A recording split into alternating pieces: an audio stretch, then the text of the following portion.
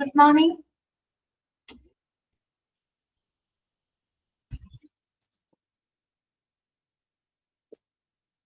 Okay, Sharanya, good morning. കുറച്ച് പേരുള്ളൂ. അത് 2 പേരുള്ളൂല്ലോ. Clear? എന്ത് പറ്റി?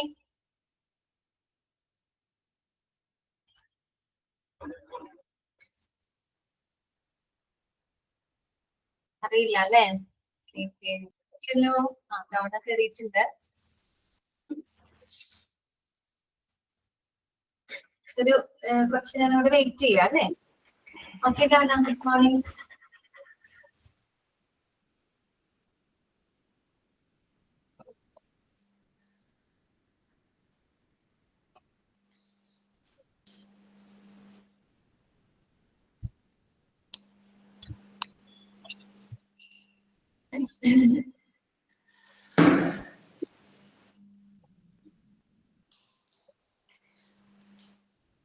ഓക്കെ, അപ്പൊ നമുക്ക് തുടങ്ങിയാലോ? ക്ലാസ് സ്റ്റാർട്ട് ചെയ്താലോ? കയറുന്നവര് കയറട്ടെ കേട്ടോ. നമുക്ക് ഇനി തുടങ്ങാം. ഓക്കെ, അപ്പോ ഇന്നലത്തെ ക്ലാസ്സില് നമ്മള് എന്തായിരുന്നു, കീ പെർഫോമൻസ് ഇൻഡിക്കേറ്റേഴ്സ് അല്ലെ, 32 കീ പെർഫോമൻസ് ഇൻഡിക്കേറ്റേഴ്സ് ഉണ്ട്. അവയുടെ ഓരോന്നിന്റെയും ഫോർമുലകളാണ് നമ്മളിപ്പോ ഡിസ്കസ് ചെയ്തുകൊണ്ടിരിക്കുന്നത് അല്ലെ. അപ്പൊ ഇന്നലത്തെ ക്ലാസ്സിൽ നമ്മൾ 9 ഫോർമുലകളാണ് ഡിസ്കസ് ചെയ്തത് കേട്ടോ. 9 എണ്ണം നമ്മൾ പറഞ്ഞിരുന്നു. പെർസെന്റേജ് ഓഫ് ട്രാൻസ്ഫ്യൂഷൻ റിയാക്ഷൻസ് വരെയാണ് നമ്മൾ ഇന്നലത്തെ ക്ലാസ്സിൽ ഡിസ്കസ് ചെയ്തത്. വായിച്ചു നോക്കിയോ? മനസ്സിലായോ? അത്രയും ഭാഗങ്ങള് ക്ലിയർ ആണോ എല്ലാവർക്കും?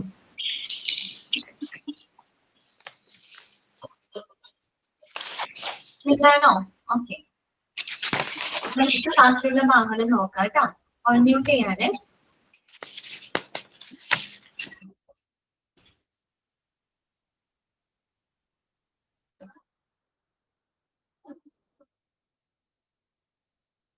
Okay Afsana, good morning.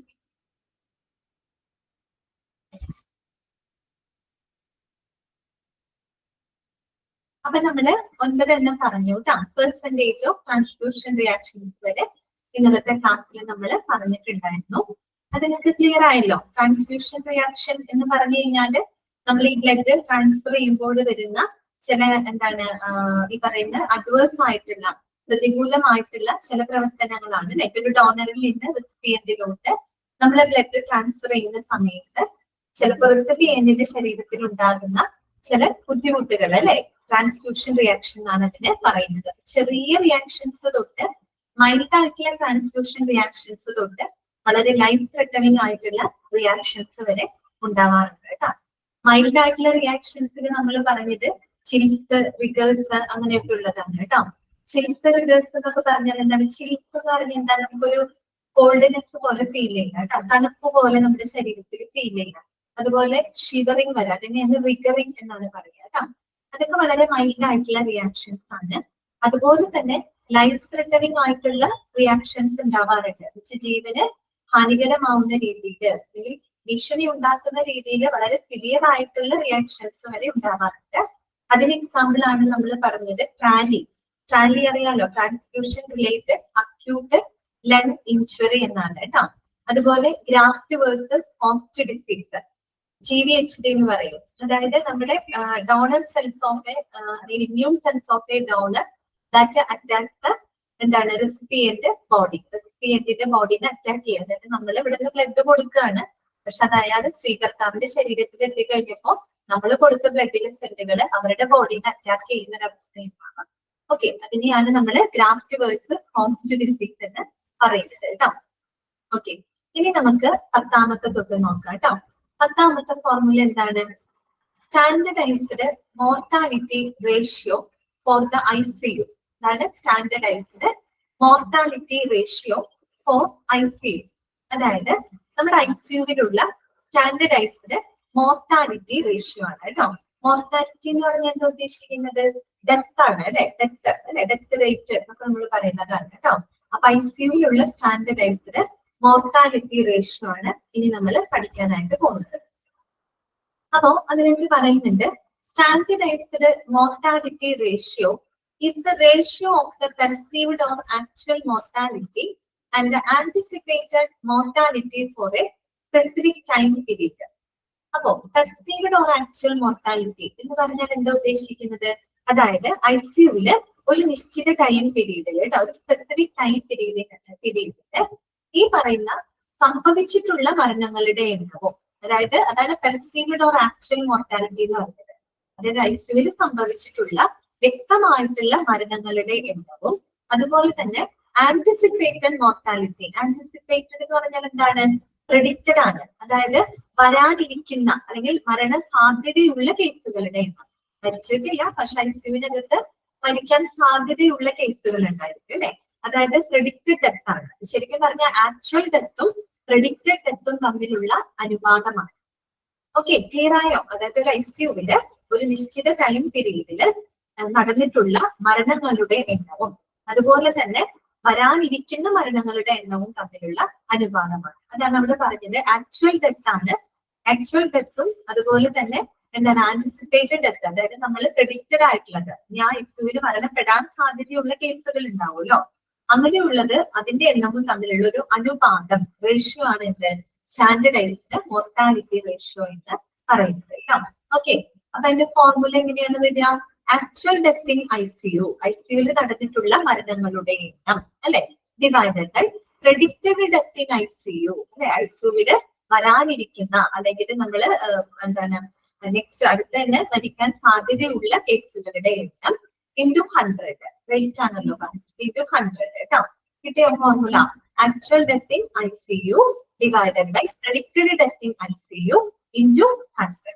Okay, അതാണ് standardised mortality ratio in ICU എന്ന് പറയുന്നത് കേട്ടോ. അടുത്തത് 11ാമത്തെ, return to the emergency department within 72 hours with similar presenting complaints. ഇവിടെ പറയാം, return to the emergency department within 72 hours with similar presenting complaints. അതായത് സമാനമായിട്ടുള്ള പ്രശ്നങ്ങളായിട്ട് പരാതികളുമായിട്ട് 72 മണിക്കൂറിനുള്ളിൽ എമർജൻസി ഡിപ്പാർട്ട്മെന്റിലോട്ട് തിരിച്ചു വന്നിട്ടുള്ള കേസുകളുടെ എന്താണ് ശതമാനം, അതാണ് നമ്മൾ ഉദ്ദേശിക്കുന്നത്. നമ്മൾ കഴിഞ്ഞ ക്ലാസ്സില് അൺപ്ലാനഡ് റിട്ടേൺ ടു OT എന്ന് പറഞ്ഞ് പഠിച്ചില്ലേ? ഓപ്പറേഷൻ തിയേറ്ററിലേക്ക് ആകസ്മികമായിട്ട് തിരിച്ചു പോകേണ്ടി വന്ന കേസുകളുടെ നിരക്ക്. ഇത് നമ്മൾ പറഞ്ഞില്ല, അതുപോലെ തന്നെ സംഭവമാണ് കേട്ടോ. അതായത് ഇപ്പൊ ഒരു പേഷ്യന്റ് ഒരു ചെസ്റ്റ് പെയിൻ ആയിട്ട് നമുക്കറിയാലോ, ഇപ്പൊ പെട്ടെന്ന് ഒരു എമർജൻസിയിൽ നമ്മളൊരു പേഷ്യന്റിന്റെ ഹോസ്പിറ്റലിൽ എവിടേക്കാണ് കൊണ്ടുവരാം? കാഷ്വാലിറ്റി ഡിപ്പാർട്ട്മെന്റിൽ, അതായത് എമർജൻസി ഡിപ്പാർട്ട്മെന്റിലേക്കാണ് ആദ്യം നമ്മൾ പേഷ്യന്റിനെ കൊണ്ടുവരിക. അപ്പൊ ഒരു പേഷ്യന്റ് ചെസ്റ്റ് പെയിൻ ആയിട്ട് നമ്മുടെ എമർജൻസി ഡിപ്പാർട്ട്മെന്റ് അഥവാ നമ്മുടെ കാഷ്വാലിറ്റിയിൽ വന്നുകൊണ്ടിരിക്കട്ടെ. അപ്പൊ കാഷ്വാലിറ്റിയിൽ വെച്ച് അവർക്ക് ഇനീഷ്യൽ ട്രീറ്റ്മെന്റുകളൊക്കെ കൊടുത്തു, അവരെ ഡിസ്ചാർജ് ചെയ്ത് വിടുകയാണ്. ഡിസ്ചാർജ് ചെയ്തതിന് ശേഷം ഏതാനും ദിവസങ്ങൾക്ക് ശേഷം, അതായത് 72 മണിക്കൂറിനുള്ളിൽ എന്നാണ് പറയുന്നത്. അപ്പൊ ഏകദേശം ഒരു 3 ദിവസങ്ങൾക്കോ 4 ദിവസങ്ങൾക്ക് ശേഷം ഇതേ സെയിം ചെസ്റ്റ് പെയിൻ സിംറ്റംസുകളായിട്ട് ആ രോഗി എമർജൻസി ഡിപ്പാർട്ട്മെന്റിലോട്ട് തിരിച്ചു വരികയാണ്. അതെന്തുകൊണ്ടായിരിക്കാം? ചിലപ്പോൾ ഇനീഷ്യൽ കൊടുത്ത ട്രീറ്റ്മെന്റ് വേണ്ട വിധത്തിൽ ഇഫക്റ്റീവ് ആയിട്ടുണ്ടാവില്ല. ഇനി ശരിയായിട്ടുള്ള ഡയഗ്നോസിസ് നടത്തിയിട്ടായിരിക്കില്ല ഒരു പക്ഷെ നമ്മൾ രോഗിയെ ഡിസ്ചാർജ് ചെയ്തിട്ടുണ്ടാവുക. അതുകൊണ്ടാണ് ഏതാനും ദിവസങ്ങൾക്ക് ശേഷം അതേ സെയിം ചെസ്റ്റ് പെയിൻ സിംറ്റംസുമായിട്ട് ആ ഒരു പേഷ്യന്റ് ഇങ്ങോട്ടേക്ക് തിരിച്ചു വരുന്നത്, എമർജൻസി ഡിപ്പാർട്ട്മെന്റിലോട്ട് തിരിച്ചു വരുന്നത്. അതാണ് നമ്മൾ ഉദ്ദേശിക്കുന്നത്. അങ്ങനെ വന്നിട്ടുള്ള കേസുകളുടെ നിരക്ക് അല്ലെങ്കിൽ ശതമാനമാണ് അവിടെ നമ്മൾ കാൽക്കുലേറ്റ് ചെയ്യുന്നത് കേട്ടോ. Return to the emergency department within 72 hours with similar presenting complaints. എങ്ങനെയാ ഫോർമുല വരിക നോക്കി? ഫോർമുല എങ്ങനെയാ വരിക? Number of returns to the emergency within 72 hours with similar presenting complaints. അതായത് ഇതേപോലെ തന്നെ സെയിം പ്രശ്നങ്ങളുമായിട്ട് 72 മണിക്കൂറിനുള്ളിൽ എമർജൻസി ഡിപ്പാർട്ട്മെന്റിൽ വന്നിട്ടുള്ള കേസുകളുടെ എണ്ണം. ഓക്കെ, ഡിവൈഡഡ് ബൈ എന്താണ്? Number of patients who have come to the emergency. Emergency ഡിപ്പാർട്ട്മെന്റിലോട്ട് ആകെ വന്നിട്ടുള്ള രോഗികളുടെ എണ്ണം ഇൻറ്റു 100. ഇതില് നമ്മൾ കാൽക്കുലേറ്റ് ചെയ്യാം, ആ ഒരു എമർജൻസി ഡിപ്പാർട്ട്മെന്റിൽ ആകെ എത്ര രോഗികൾ വന്നു, അതിനകത്ത് എത്ര പേര് സിമിലർ കംപ്ലൈന്റുമായിട്ട് 72 മണിക്കൂറിനുള്ളിൽ വീണ്ടും തിരിച്ചു വന്നിട്ടുണ്ട് അല്ലെ? അതല്ലേ അങ്ങനെയല്ലേ നമ്മൾ കാൽക്കുലേറ്റ് ചെയ്യുക? ഇൻറ്റു 100 കേട്ടോ.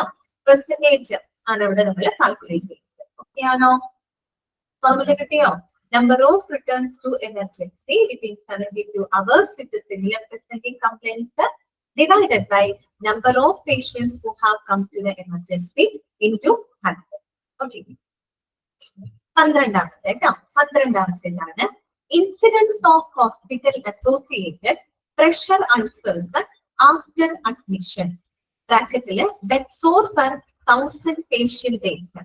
ബെഡ്സോർ അല്ലെ, നിങ്ങൾ കേട്ടിട്ടുണ്ടാവും അല്ലെ. എന്താണ് പ്രഷർ അൾസർ അല്ലെങ്കിൽ ബെഡ്സോർ എന്ന് പറഞ്ഞാൽ എന്താണ്? അതായത് ഇപ്പൊ ഒരു രോഗി നമ്മൾ ഈ പറയുന്ന ബെഡില് ഒരുപാട് കാലയളവുകളോളം സ്റ്റേ ചെയ്ത് കഴിയുന്ന സമയത്ത് സ്വാഭാവികമായിട്ട് എന്ത് സംഭവിക്കും? അവരുടെ സ്കിൻ ആ ബെഡിൽ ഇങ്ങനെ അമരുന്നത് പോലെ ആ സ്കിന്നിന്റെ ആ ഭാഗത്തേക്കുള്ള ബ്ലഡ് സർക്കുലേഷൻ കുറയുകയും സ്കിന്ന് പൊട്ടാനായിട്ട് തുടങ്ങും അല്ലെ. ഇപ്പൊ നമ്മുടെ പണ്ടത്തെ ഇപ്പത്തെ കാലഘട്ടത്തിലില്ല, പണ്ടൊക്കെ ഈ വയസ്സായ ആളുകളൊക്കെ ഉണ്ടെങ്കിൽ, വീട്ടിൽ കിടപ്പ് രോഗികളൊക്കെ ഉണ്ടെങ്കിൽ കേട്ടിട്ടില്ലേ പറയുന്നത്? അതെന്ന് വെച്ചാൽ ഇങ്ങനെ കിടന്ന് അവസാനം എന്തുണ്ടാവും? അതിന് മേലൊക്കെ പൊട്ടാൻ തുടങ്ങും അല്ലെ. അതെ, കിടപ്പ് രോഗികൾക്ക് അതെ കറക്റ്റ് ആണ് വെച്ചാല്. അതുപോലെ മുറിവൊക്കെ വന്നിട്ട് പഴുക്കാനും അല്ലെ, അങ്ങനെയൊക്കെ വരും. പിന്നീട് ആളുകൾ ഇങ്ങനെ വാട്ടർ ബെഡൊക്കെ ഉപയോഗിക്കുന്നുണ്ട്. വാട്ടർ ബെഡിലേക്കൊക്കെ മാറ്റിയപ്പോ കുറച്ചൊക്കെ അതിന് ഒരു സൊല്യൂഷൻ ആണ് അല്ലെ. പക്ഷെ പണ്ട് അങ്ങനെയാണ്. പണ്ട് എന്റെ വീട്ടിൽ ഇതുപോലെ എന്റെ അമ്മായിയുടെ അമ്മയുണ്ടായിരുന്നു. ഇതുപോലെ കുറെ നാളുകളോളം കണ്ണ് വെച്ചത്.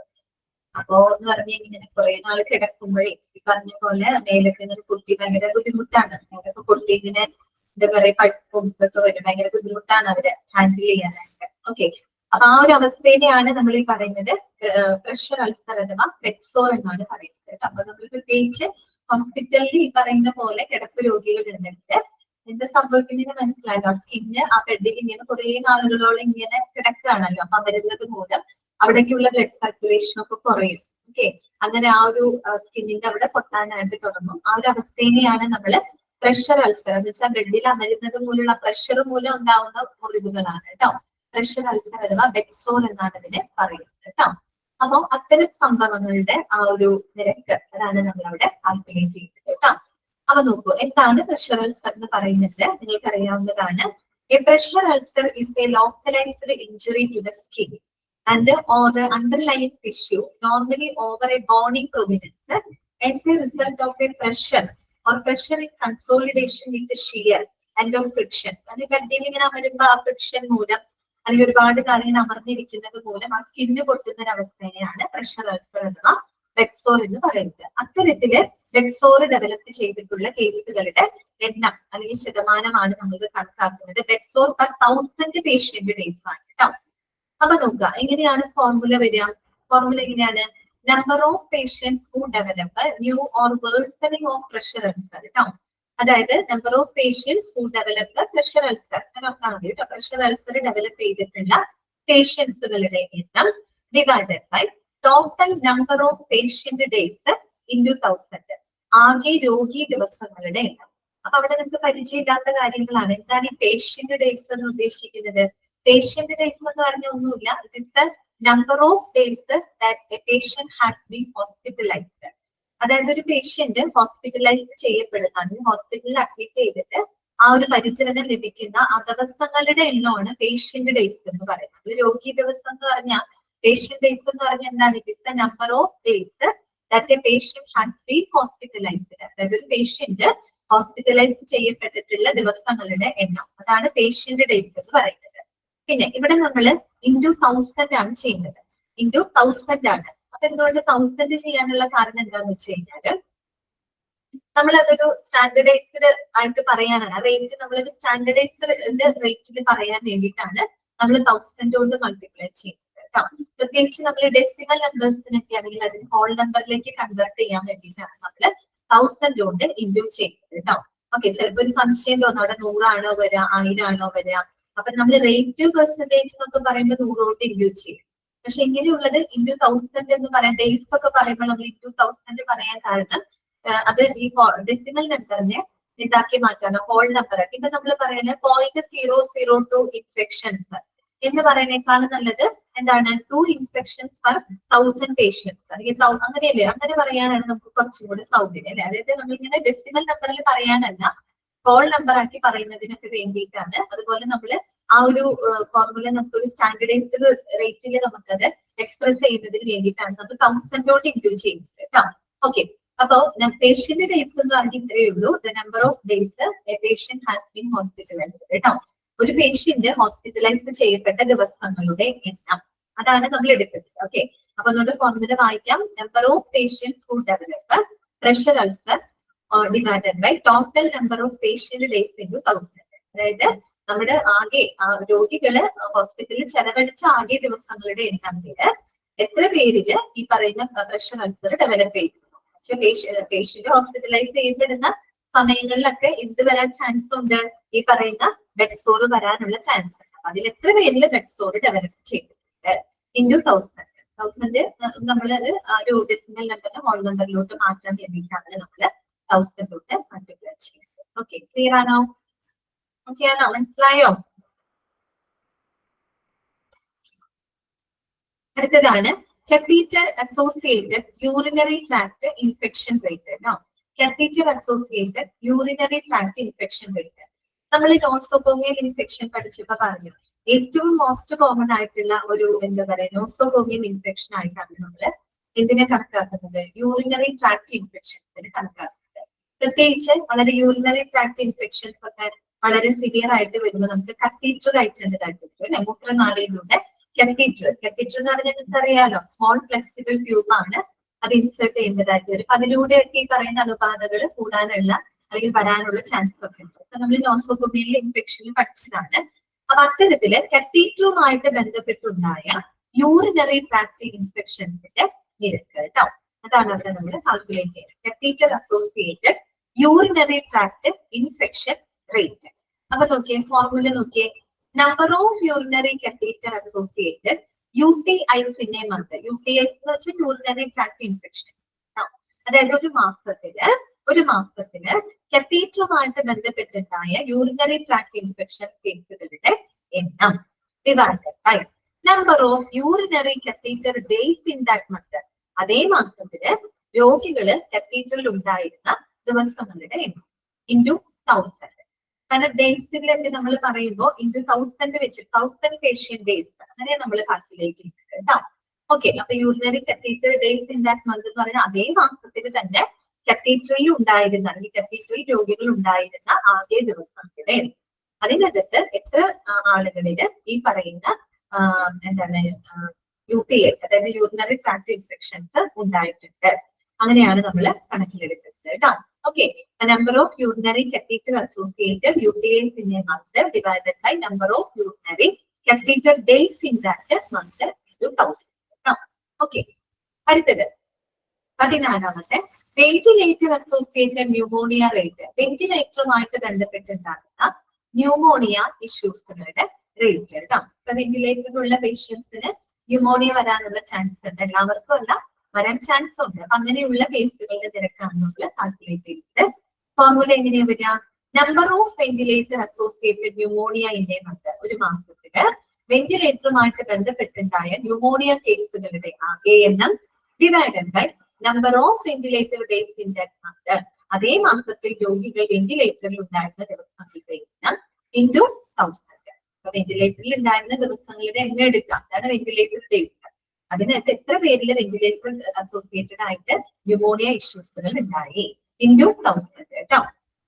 ഓക്കെ, അടുത്തത് 15ാമത്തത് central line associated blood stream infection rate. ഈ സെൻട്രൽ ലൈൻ എന്ന് പറഞ്ഞാൽ എന്താണ്? അതും കത്തീറ്റർ തന്നെയാണ്, ലാർജ് കത്തീറ്റർ ആണ്. That is placed in the artery അല്ലെങ്കിൽ ഓരോ നെക്ക് ഏരിയയിലൊക്കെ നമ്മൾ ഈ പറയുന്ന നെക്കിന്റെ ഭാഗത്ത് അല്ലെങ്കിൽ ലാർജ് നമ്മുടെ ആർട്ടറിയിലൊക്കെ ഇൻസേർട്ട് ചെയ്യുന്ന വലിയ ഒരു കത്തീറ്ററിനെയാണ് സെൻട്രൽ ലൈൻ എന്ന് പറയുന്നത്. കത്തീറ്റർ എന്ന് പറഞ്ഞാൽ സ്മോൾ ഫ്ലെക്സിബിൾ ട്യൂബ് ആണ്. സെൻട്രൽ ലൈൻ എന്ന് പറഞ്ഞാൽ കത്തീറ്റർ തന്നെയാണ്. The catheter that is placed in the large vein or artery usually in the neck area. നമ്മുടെ നെക്കിന്റെ ഭാഗത്തൊക്കെ നമ്മൾ ഘടിപ്പിക്കുന്ന ആ ഒരു വലിയ കത്തീറ്ററിനെ തന്നെയാണ് സെൻട്രൽ ലൈൻ. നമ്മൾ ഈ ഡയാലിസിസ് ഒക്കെ പഠിച്ചു കഴിഞ്ഞ സമയത്ത് നമ്മൾ വാസ്കുലർ ആക്സസ് കത്തീറ്ററിനെ പറ്റി പഠിച്ചത് ഓർമ്മയുണ്ടോ? പെട്ടെന്ന് ഡയാലിസിസ് ചെയ്യേണ്ടതായിട്ട് വന്നു കഴിഞ്ഞാല് നമ്മുടെ നെക്ക് ഏരിയയുടെ ഭാഗത്ത് ഇൻസിഷൻ ഉണ്ടാക്കിയിട്ട് അതിലൂടെ നമ്മൾ എന്ത് ചെയ്യും? കത്തീറ്റർ കയറ്റി നമ്മൾ ഡയാലിസിസ് ചെയ്യുന്ന പറയും. അപ്പൊ അങ്ങനെ നെക്ക് ഏരിയയിലൊക്കെ നമ്മൾ ഇൻസേർട്ട് ചെയ്യുന്ന കത്തീറ്ററുകളെയാണ് സെൻട്രൽ ലൈൻ എന്ന് പറയുന്നത് കേട്ടോ. അപ്പൊ അത്തരത്തില് central line associated blood stream infection rate. അപ്പൊ ഈ സെൻട്രൽ ലൈനുമായിട്ട് ബന്ധപ്പെട്ടുണ്ടാവുന്ന ബ്ലഡ് സ്ട്രീം, അതായത് ഈ പറയുന്ന രക്തത്തിലെ അണുബാധകളുടെ നിരക്കാണ് നമ്മൾ നോക്കുന്നത്. അവിടെ നമ്മൾ പറഞ്ഞിരുന്നത് ഒട്ടും സേഫ് അല്ല, വരെ ഇൻഫെക്ഷൻ വരാനുള്ള ചാൻസ് ഒക്കെ കൂടുതലാണെന്ന് നമ്മൾ പറഞ്ഞു. അല്ലെ? അപ്പൊ അതിലൂടെയൊക്കെ ഈ പറയുന്ന രക്തത്തിന് അണുബാധ ഉണ്ടാവാനുള്ള ചാൻസ് കൂടുതലാണ്. അങ്ങനെ സെൻട്രൽ ലൈനുമായിട്ട് ബന്ധപ്പെട്ടുണ്ടായ രക്തത്തിലെ അണുബാധകളുടെ നിരക്ക് കേട്ടോ. അതാണ് നമ്മൾ കാൽക്കുലേറ്റ് ചെയ്തത്. അപ്പൊ ഫോർമുല എങ്ങനെ വരിക? Number of central line associated blood stream infections in a month. അതായത് ഒരു മാസത്തില് സെൻട്രൽ ലൈനുമായിട്ട് ബന്ധപ്പെട്ടുണ്ടായ രക്തത്തിലെ അണുബാധ കേസുകളുടെ ആകെ എണ്ണം divided by number of central line days in that month. അതേ മാസത്തില് രോഗികളെ ഈ പറയുന്ന സെൻട്രൽ ലൈൻ അതായത് കത്തീഡ്രലുകൾ ഘടിപ്പിച്ചിട്ടുണ്ടായിരുന്ന രോഗി ദിവസങ്ങളുടെ എണ്ണം. സെൻട്രൽ ലൈൻ ഡേയ്സ് എന്ന് പറഞ്ഞു കഴിഞ്ഞാല് എന്താണ്? സെൻട്രൽ ലൈൻ ഇട്ട് അതായത് കത്തീഡ്രൽ ഘടിപ്പിച്ച രോഗികൾ ആ ഒരു മാസത്തിൽ ഹോസ്പിറ്റലിൽ ചെലവഴിച്ച ദിവസങ്ങളുടെ എണ്ണമാണ് കേട്ടോ, ഇൻറ്റു 1000. ഓക്കെ, ഓക്കെ ആണല്ലോ? അതുവരെയുള്ള ഓക്കെ അല്ലേ? നെക്സ്റ്റ് വരുന്നത് 16ാമത്തെ സർജിക്കൽ സൈറ്റ് ഇൻഫെക്ഷൻ റേറ്റ് കേട്ടോ. സർജിക്കൽ സൈറ്റിൽ ഉണ്ടാവുന്ന ഇൻഫെക്ഷൻസുകളുടെ നിരക്ക്. അതും ഒരു നോസോകോമിയൽ ഇൻഫെക്ഷൻ ആണ് അല്ലെ സർജിക്കൽ സൈറ്റ് ഇൻഫെക്ഷൻ എന്ന് പറയുന്നത്. അപ്പൊ നോക്കിയേ ഫോർമുല എങ്ങനെയാ വരിക? Number of surgical site infections in a given month. അതായത് ഒരു മാസത്തില് ഉണ്ടായിട്ടുള്ള സർജിക്കൽ സൈറ്റ് ഇൻഫെക്ഷൻസുകളുടെ എണ്ണം divided by number of surgeries performed in that month. അതേ മാസത്തില് നടത്തപ്പെട്ടിട്ടുള്ള സർജറികളുടെ ആകെ എണ്ണം ഇൻറ്റു 100 കേട്ടോ, ഇൻറ്റു 100. ഓക്കെ, ക്ലിയർ ആയോ? അപ്പൊ എന്താണ്? Number of surgical site infections in a given month divided by number of surgeries performed in that month കേട്ടോ.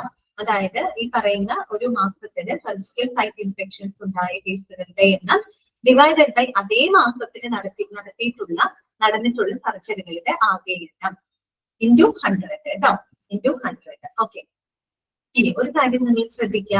നമ്മള് നമ്പർ ഓഫ് പേഷ്യന്റ് ഡേയ്സ് അല്ലെങ്കിൽ catheter days, ventilator days, central line days എന്നൊക്കെ പറയുമ്പോൾ നമ്മൾ into 1000 ആണ് അവിടെ ചെയ്യുന്നത്. കാരണം ഇത് 1000 പേഷ്യന്റ് ഡേയ്സിലാണ് നമ്മൾ അവിടെ കണക്കാക്കുന്നത് കേട്ടോ. 1000 പേഷ്യന്റ് ഡേയ്സിലാണ് നമ്മളത് കണക്കാക്കുന്നത് കേട്ടോ. ഓക്കെ, അടുത്തതാണ് ഹാൻഡ് ഹൈജീൻ കംപ്ലൈൻസ് റേറ്റ് കേട്ടോ. ഹാൻഡ് ഹൈജീൻ കംപ്ലൈൻസ് റേറ്റ് എന്ന് പറഞ്ഞു കഴിഞ്ഞാല് നമ്മുടെ കൈ ശുചിത്വം പാലിക്കുന്നതിന്റെ നിരക്കാണ് കേട്ടോ. കൈ ശുചിത്വം പാലിക്കുന്നതിന്റെ നിരക്ക്. അപ്പൊ നമുക്കറിയാം, ഇപ്പോ ഈ പറയുന്ന ഹെൽത്ത് കെയർ പ്രൊവൈഡേഴ്സ് ആണെങ്കിലും നമ്മൾ ഈ പറയുന്ന രോഗികളുമായിട്ട് കോണ്ടാക്ട് ചെയ്യുന്നതിന് മുമ്പും അതിനുശേഷമൊക്കെ കൃത്യമായിട്ടുള്ള ഹാൻഡ് ഹൈജീൻ പാലിച്ചിരിക്കണം, നിർബന്ധമാണ്. പ്രത്യേകിച്ച് ഹെൽത്ത് കെയർ പ്രൊവൈഡേഴ്സ് ഒക്കെ എല്ലാവരും തന്നെ ഹാൻഡ് ഹൈജീൻ എന്ന് പറയുന്നത് വളരെ ഇമ്പോർട്ടന്റ് ആണ് കേട്ടോ. പേഷ്യന്റിനും ഇമ്പോർട്ടന്റ് ആണ്. അപ്പോ ഇതിൽ പറയുന്നത് ഇത്തരത്തിൽ കൈ ശുചിത്വ പ്രവർത്തനങ്ങൾ പാലിക്കുന്നതിന്റെ നിരക്കാണ് നമ്മൾ നോക്കുന്നത്. ഓക്കെ, അപ്പൊ ഫോർമുല നോക്കി. Total number of hand hygiene actions performed. ആകെ, അതായത് കൈ ശുചിത്വ പ്രവർത്തനങ്ങളുടെ ആകെ എണ്ണം, കൈ ശുചിത്വ പ്രവർത്തനങ്ങളുടെ ആകെ എണ്ണം divided by total number of hand hygiene opportunities. അതായത് കൈ ശുചിത്വം പാലിക്കപ്പെടേണ്ട അവസരങ്ങളുടെ എണ്ണം ഇൻറ്റു 100. എന്താ അവിടെ നമ്മൾ ഉദ്ദേശിച്ചിരിക്കുന്നതെന്ന് അറിയോ? അതായത് ഇപ്പൊ പറഞ്ഞല്ലോ, ഒരു ഹോസ്പിറ്റൽ ആണെങ്കിൽ ഹെൽത്ത് കെയർ പ്രൊഫഷണൽസ് പേഷ്യൻസിനെ കോണ്ടാക്ട് ചെയ്യുന്നതിന് മുൻപും അതിനുശേഷം അതുപോലെ മറ്റെല്ലാ പ്രൊസീജിയറുകൾക്ക് മുമ്പും ശേഷവും ഒക്കെ കൃത്യമായിട്ട് ഹാൻഡ് ഹൈജീൻ പാലിച്ചിരിക്കണം. അത് നിർബന്ധമാണ്. എന്ന് കരുതി എല്ലാവരും പാലിക്കണമെന്നില്ല അല്ലെ. പാലിക്കണം എന്നുള്ളത് അതൊരു കാര്യമാണ്. പാലിക്കുന്നുണ്ടോ, പാലിക്കുന്നവർ എത്ര പേരുണ്ട്, ചിലപ്പോൾ അത് പാലിക്കാത്തവരും ഉണ്ടായിരിക്കും അല്ലെ. അപ്പൊ നമ്മൾ അങ്ങനെയാണ് അതിന്റെ റേറ്റ് നോക്കുന്നത്. അപ്പൊ ആദ്യം total number of hand hygiene actions performed, അതായത് കൃത്യമായിട്ട് കൈ ശുചിത്വം പാലിച്ചിട്ടുള്ള അല്ലെങ്കിൽ കൈ ശുചിത്വ പ്രവർത്തനങ്ങളുടെ ആകെ എണ്ണം, അതായത് കൈ ശുചിത്വം കൃത്യമായിട്ട് പാലിച്ചിട്ടുള്ള കേസുകളുടെ എണ്ണം നമ്മൾ എടുക്കുക. അതേ divide by total number of hand hygiene opportunities. നമ്മൾ കൈ ശുചിത്വം പാലിക്കേണ്ട സിറ്റുവേഷൻസുകളുടെ എണ്ണം അതാണ് എടുക്കുന്നത്. കൈ ശുചിത്വം പാലിക്കേണ്ട സിറ്റുവേഷൻസുകളിൽ എത്ര എണ്ണത്തില് കൃത്യമായിട്ട് ഹാൻഡ് ഹൈജീൻ പാലിച്ചിട്ടുണ്ട് അങ്ങനെ എടുക്കുന്നത് കേട്ടോ. ഇൻറ്റു 100 റേറ്റ് ആണ്. So into 100. ഓക്കെ, അവസരങ്ങൾ ഒരുപാടുണ്ട് അല്ലെ. ഹാൻഡ് ഹൈജീൻ പാലിക്കേണ്ട ഒരുപാട് അവസരങ്ങളുണ്ട്. അത് നമ്മൾ എടുക്കുക ഡിനോമിനേറ്ററില്. അതില് എല്ലാത്തിനും ചിലപ്പോൾ കൈ ശുചിത്വം പാലിച്ചു എന്ന് നിർബന്ധമില്ലല്ലോ. അതിനൊക്കെ കൃത്യമായിട്ട് ഹാൻഡ് ഹൈജീൻ പാലിച്ചിട്ടുള്ള കേസുകളുടെ ഇൻറ്റു എന്താണ് 100. ഓക്കെ, ക്ലിയർ ആയോ? Hand hygiene compliance rate okay ആണോ?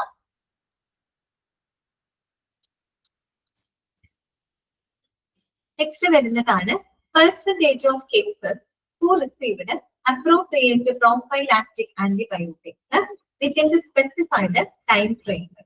Then percentage of cases who received appropriate prophylactic antibiotics within the specified time frame. അതായത് ഒരു നിർദ്ദിഷ്ട സമയപരിധിക്കുള്ളിൽ അപ്രോപ്രിയേറ്റ് ആപ്റ്റ് ആയിട്ടുള്ള പ്രതിരോധ മരുന്നുകൾ എടുത്തിട്ടുള്ള കേസുകളുടെ ശതമാനം. എന്താണ് ഉദ്ദേശിക്കുന്നത്? പ്രോഫൈലാക്സിസ് എന്ന് പറഞ്ഞാൽ എന്താ അർത്ഥം?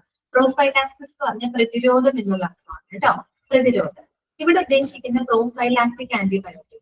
ഇപ്പം നമ്മൾ സർജറി ഒക്കെ കഴിഞ്ഞാൽ എല്ലാവർക്കും അല്ല, ചില രോഗികൾ നമ്മൾ നോസോകോമിയൽ ഇൻഫെക്ഷൻസ് പഠിച്ചപ്പോ നമ്മൾ പറഞ്ഞല്ലോ, ഇൻഫെക്ഷൻസ് വരാൻ സാധ്യതയുള്ള ചില റിസ്കി പേഷ്യൻസുകൾക്ക്, വളരെ വീക്ക് ആയിട്ടുള്ള ഇമ്മ്യൂൺ സിസ്റ്റം ഉള്ള ആളുകൾ, പ്രതിരോധ ശേഷി കുറവുള്ള ആളുകൾ, അല്ലെങ്കിൽ മറ്റുള്ള എന്തെങ്കിലും അസുഖങ്ങളുള്ള ആളുകൾക്ക് സർജറി ഒക്കെ ചെയ്യണമെന്ന് വിചാരിക്കുക. അപ്പൊ ഈ സർജറി ഒക്കെ ചെയ്ത് കഴിഞ്ഞാൽ അവർക്ക് സർജറിക്ക് ശേഷം ഇൻഫെക്ഷൻസ് വരാനുള്ള ചാൻസ് കൂടുതലാണ്.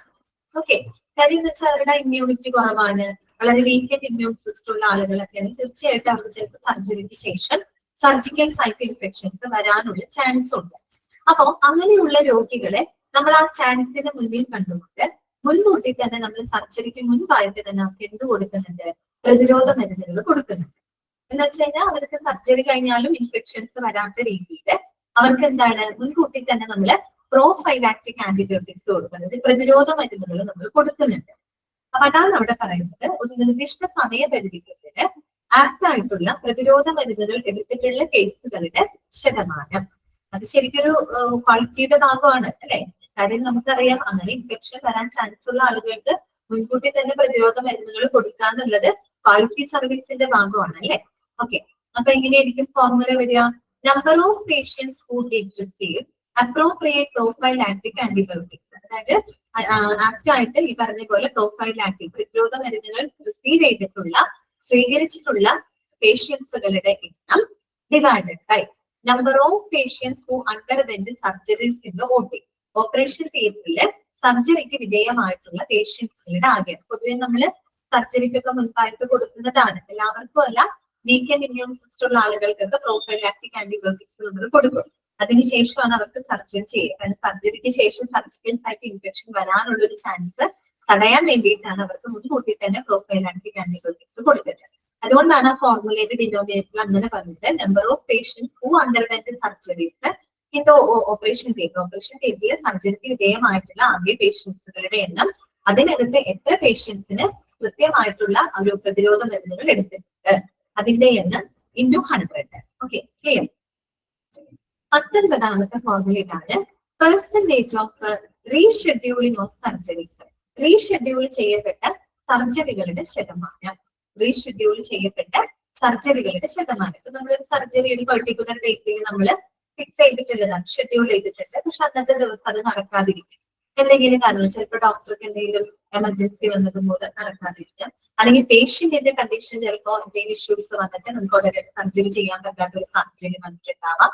പറഞ്ഞ ഡേറ്റിൽ സർജറി ചെയ്യാണ്ടിരിക്കുക അല്ലെ, അത് ഒരു ചേഞ്ച് ആണ്, റീഷെഡ്യൂൾ ആണ്. അല്ലെങ്കിൽ നമ്മൾ പറഞ്ഞ സമയത്തിനേക്കാൾ ഒരുപാട് വൈകിട്ട് നമ്മൾ സർജറി സ്റ്റാർട്ട് ചെയ്യാം. ഇതൊക്കെ എന്തിന് വരുന്നതാണ്?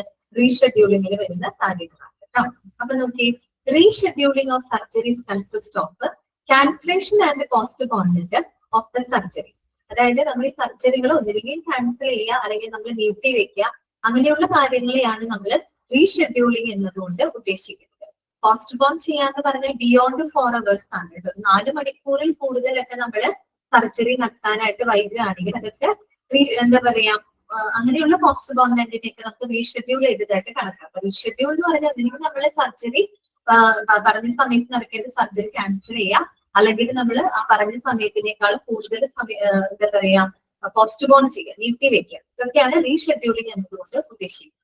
അപ്പൊ ഫോർമുല എന്താ വരിക? Number of cases rescheduled, rescheduled ചെയ്യപ്പെട്ട സർജറികളുടെ ആകെ എണ്ണം divided by number of cases planned. Number of cases planned എന്ന് വെച്ചാൽ നമ്പർ ഓഫ് സർജറീസ് പ്ലാനഡ് എന്ന് വെച്ചാൽ എത്ര സർജറികൾ പ്ലാൻ ചെയ്തിരുന്നു, ആ പ്ലാൻ ചെയ്ത സർജറികളിൽ എത്ര എണ്ണത്തിൽ റീഷെഡ്യൂളിംഗ് ആവശ്യമായിട്ട് വന്നു ഇൻറ്റു 100. അല്ലെ, നമ്മൾ പ്ലാൻ ചെയ്തതനുസരിച്ചിട്ടാണ് നമ്മൾ സർജറിക്ക് തയ്യാറെടുക്കുന്നത്. പക്ഷെ ആ പ്ലാനിൽ നിന്നും മാറുമ്പോഴാണ് അത് റീഷെഡ്യൂൾ ചെയ്യപ്പെട്ടു എന്ന് നമ്മൾ പറയുന്നത്. അതുകൊണ്ടാണ് ഡിനോമിനേറ്ററിൽ അങ്ങനെ പറഞ്ഞത്. നമ്പർ ഓഫ് കേസസ് പ്ലാനഡ് എന്ന് വെച്ചാൽ നമ്പർ ഓഫ് സർജറീസ് പ്ലാനഡ് നടത്തും. പ്ലാൻ ചെയ്തിട്ടുള്ള സർജറികളുടെ ആകെ അതിനകത്ത് എത്ര, ആ പ്ലാൻ ചെയ്ത സർജറികളിൽ എത്ര എണ്ണത്തിൽ റീഷെഡ്യൂൾ ചെയ്യപ്പെട്ടു അതിന്റെ ഇൻറ്റു 100. ഓക്കെ, ക്ലിയർ ആയല്ലോ? ഓക്കെ അല്ലേ?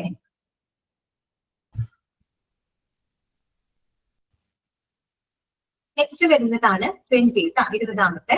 Turn around time for the issue of blood and blood components കേട്ടോ. ബ്ലഡും ബ്ലഡ് കമ്പോണൻസും ഇഷ്യൂ ചെയ്യാൻ എടുക്കുന്ന സമയം. Turn around time. Turn around time എന്ന് പറഞ്ഞാൽ ശരിക്കും എന്താ ഉദ്ദേശിക്കുന്നത്? It's the time taken to complete a process. അതായത് ഒരു പ്രോസസ്സ് കംപ്ലീറ്റ് ചെയ്യാനായിട്ട് എടുക്കുന്ന സമയത്തിനെയാണ് നമ്മൾ ടേൺ അറൌണ്ട് ടൈം എന്നതുകൊണ്ട് ഉദ്ദേശിക്കുന്നത് കേട്ടോ. ഓക്കെ, ടേൺ അറൌണ്ട് ടൈം എന്ന് പറഞ്ഞാൽ എന്താ ഉദ്ദേശിക്കുന്നത്? It's the time taken to complete a process. ഒരു പ്രോസസ്സ് കംപ്ലീറ്റ് ചെയ്യാനായിട്ട് എടുക്കുന്ന സമയത്തിനെയാണ് നമ്മൾ ടേൺ അറൌണ്ട് ടൈം എന്ന് പറയുന്നത്. ഇവിടെ എന്തിന്റെ ടേൺ അറൌണ്ട് ടൈം ആണ് നമ്മൾ കാൽക്കുലേറ്റ് ചെയ്യുന്നത്? Four issue of blood and blood components. അതായത് ബ്ലഡ് ബാങ്കുമായിട്ട് ബന്ധപ്പെട്ടതാണ് കേട്ടോ. ഈ ബ്ലഡും ബ്ലഡ് കമ്പോണൻസും ഇഷ്യൂ ചെയ്യാനായിട്ട് എടുക്കുന്ന ആ ടേൺ അറൌണ്ട് ടൈം ആണ് നമ്മൾ കാൽക്കുലേറ്റ് ചെയ്യുന്നത് കേട്ടോ. നോക്കുക, time taken to be calculated. ഇനി എങ്ങനെയാണ് ആ സമയം നമ്മൾ എടുക്കുന്നത് നോക്കുക കേട്ടോ. എങ്ങനെ എടുക്കുന്നത്? Time taken to be calculated from, നോക്കുക കേട്ടോ, the time the request is received in the blood bank till the blood is cross matched or reserved and available for the transfusion.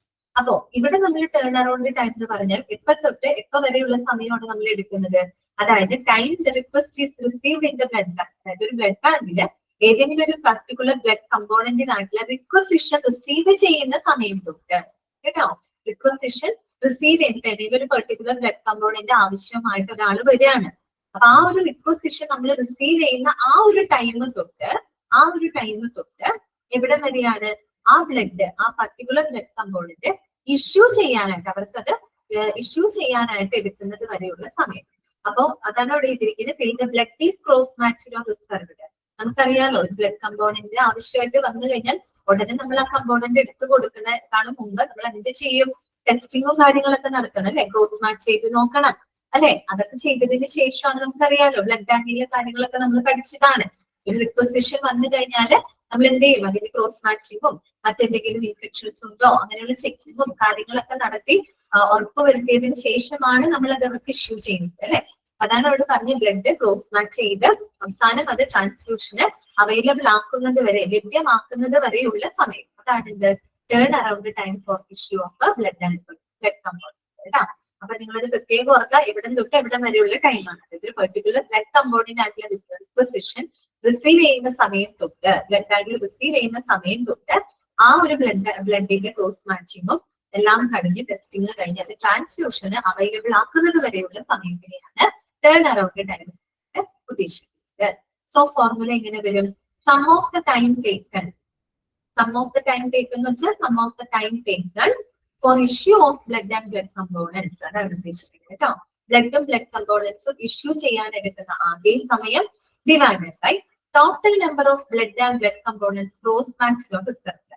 ആകെ ക്രോസ് മാച്ച് ചെയ്തിട്ടുള്ള, reserve ചെയ്യപ്പെട്ടിട്ടുള്ള blood കമ്പോണൻസുകളുടെ ആകെ എണ്ണം, അതിനകത്ത് എത്ര ബ്ലഡ് കമ്പോണൻസുകൾ ആളുകൾക്ക് ഇഷ്യൂ ചെയ്തു. ഓക്കെ, അങ്ങനെയാണ് നമ്മൾ കണക്കിലെടുക്കുന്നത്. ഇതൊരു ആവറേജ് ടൈം ആണ് കേട്ടോ. കാരണം ന്യൂമറേറ്ററിൽ സമ്മും ഡിനോമിനേറ്ററിൽ നമ്പറും ആണ് വന്നിരിക്കുന്നത്. അപ്പൊ നമുക്ക് എന്തായാലും അതിലൂടെ ലഭിക്കുന്ന ആവറേജ് ടൈം ആണ് കേട്ടോ. ശരാശരി സമയമാണ് നമുക്ക് ലഭിക്കുന്നത്. Okay, sum of time taken എന്ന് വെച്ചാൽ sum of the time taken for issue of blood and blood components divided by total number of blood and blood components cross matched or reserved. അപ്പോ 20 എണ്ണം കഴിഞ്ഞു കേട്ടോ. അപ്പൊ നമ്മൾ ഇത് 10 തൊട്ട് 20 എണ്ണം 10 എണ്ണം പഠിച്ചിട്ടുണ്ട്. ഒന്ന് ജസ്റ്റ് ഒന്ന് വായിച്ചു നോക്കി, ആ 10 ഫോർമുലകൾ ഒന്ന് നിങ്ങൾ വായിച്ചു നോക്കി. എന്നിട്ട് നമുക്ക് അടുത്തത് പറയാം. Standardized mortality ratio for ICU, അത് തൊട്ട് 20 വരെ ഒന്ന് വായിച്ചേ. Turn around time for issue of blood and blood components വായിക്കാം കേട്ടോ.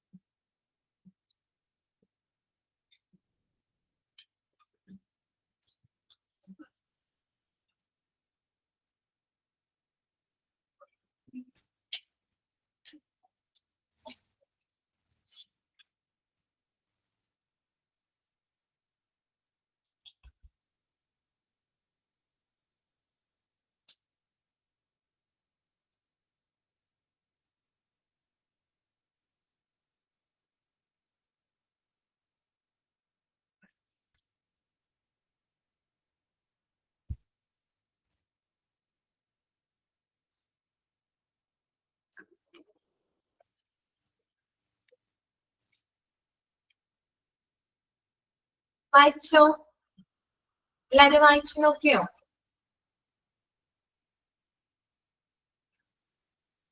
ക്ലിയർ അല്ലേ?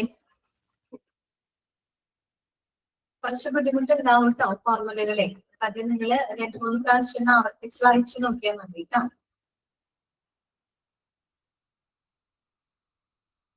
ന്യൂമറേറ്ററിൽ എന്താണ് വരുന്നത്, ഡിനോമിനേറ്ററിൽ എന്താണ് വരുന്നത്, പിന്നെ ചിലതിന് നമ്മൾ 100 മൾട്ടിപ്ലൈ ചെയ്യുന്നത്, ചിലതിന് നമ്മൾ 1000 മൾട്ടിപ്ലൈ ചെയ്യുന്നത്. അതൊക്കെ നോട്ട് ചെയ്ത് വെക്കുക കേട്ടോ. കാര്യം ഓപ്ഷൻ വരുമ്പോ തിരിച്ചും മറിച്ചൊക്കെ തരും കേട്ടോ. ചിലപ്പോ ന്യൂമറേറ്റർ തെറ്റിത്തരും, ഡിനോമിനേറ്റർ തെറ്റിത്തരും. ചിലപ്പോ 100 കൊണ്ട് ഇൻഡ്യൂ ചെയ്തിട്ടുണ്ടാവില്ല, ചിലതിന് 100 വരെ 1000 കൊണ്ടായിരിക്കും കേട്ടോ. അങ്ങനെയൊക്കെ ഓപ്ഷൻസിൽ വരും. അപ്പൊ നിങ്ങൾ അതൊക്കെ മുന്നിൽ കണ്ട് മനസ്സിരുത്തി വായിച്ച് മനസ്സിലാക്കി വെക്കുക കേട്ടോ. അപ്പൊ നമുക്ക് കണ്ടിന്യൂ ചെയ്യാലോ. അടുത്ത നോക്കാം കേട്ടോ. 21ാമത്തെ 21 nurse to patient ratio for ICU and wards കേട്ടോ.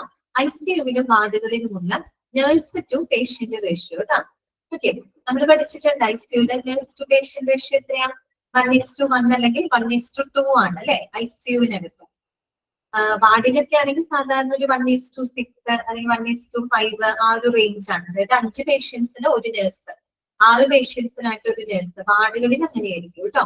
ICUവിന് നമ്മൾ അങ്ങനെയല്ലല്ലോ പഠിച്ച 1:1 അല്ലെങ്കിൽ 1:2 ആണ് അല്ലെ.